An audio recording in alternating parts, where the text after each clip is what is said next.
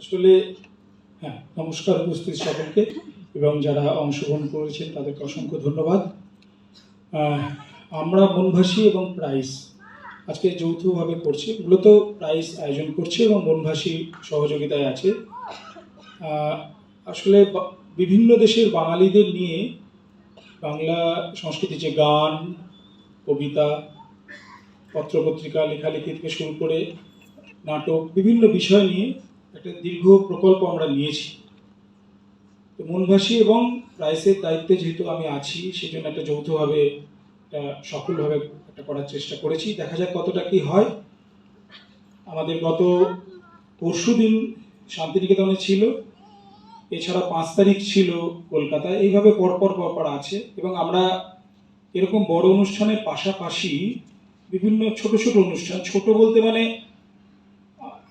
বিষয় নির্বাচন বা গান বাজনা এগুলো ছোট নয়, মানে অল্প পরিসরের মধ্যে বেশ কিছু হল বা এরকম আমরা সিলেক্ট করেছি বিভিন্ন জায়গায় ওয়েস্ট বেঙ্গলে।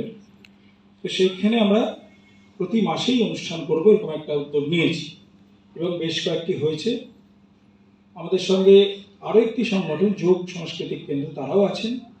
সব মিলিয়েই আমরা এই কাজটা করছি এবং বাংলাদেশের সঙ্গে দীর্ঘদিনের একটা সম্পর্ক তৈরি হওয়ার ফলে আমরা চাইছি ওরা আমাদের এখানে আসুক, আমরা ওদের ওখানে যাচ্ছি, আদান প্রদান হোক। আপনারা জানেন এর আগে উদিচি আসার একটা হয়েছিল, চলছে এই প্রসেসটা। অনলাইনে মনভাসী 17 সাল 18 সাল এরকম একটা মাঝামাঝি সময় থেকে শুরু করেছিল, এবার সামনাসামনিও আমরা এটা করার চেষ্টা করছি। পাশাপাশি মুর্শিদাবাদের আমি যেহেতু ছেলে, দীর্ঘদিন এখন বাইরে গেলেও বহরমপুরের সঙ্গে নিয়মিত যোগাযোগ আছে। অনেক সম্মানীয় মানুষ, ভালোবাসার মানুষ এখানে আছেন, তাদের সঙ্গে নিয়মিত যোগাযোগ হয়। আমি চাই যে মুর্শিদাবাদ আরও বেশিভাবে সকলের সামনে উঠে আসুক। পুরুলিয়া যেভাবে লোকসংস্কৃতিকে তুলে ধরতে পেরেছে বিশ্ব দরবারে, আমরা পারিনি মুর্শিদাবাদ, কিন্তু আমাদের অনেকগুলো বিষয় আছে যেগুলো আমরা পারি করতে।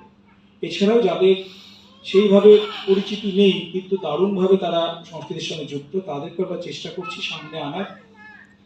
পাশাপাশি বাংলাদেশের যে পত্রপত্রিকাগুলো আছে নাম করা, প্রত্যেকটা খবর এখানে যতগুলো অনুষ্ঠান হবে তারাও সসম্মানে ছাপাবে, ওদের অনুষ্ঠানের খবর আমরা এখানেও চেষ্টা করবো ছাপাতে।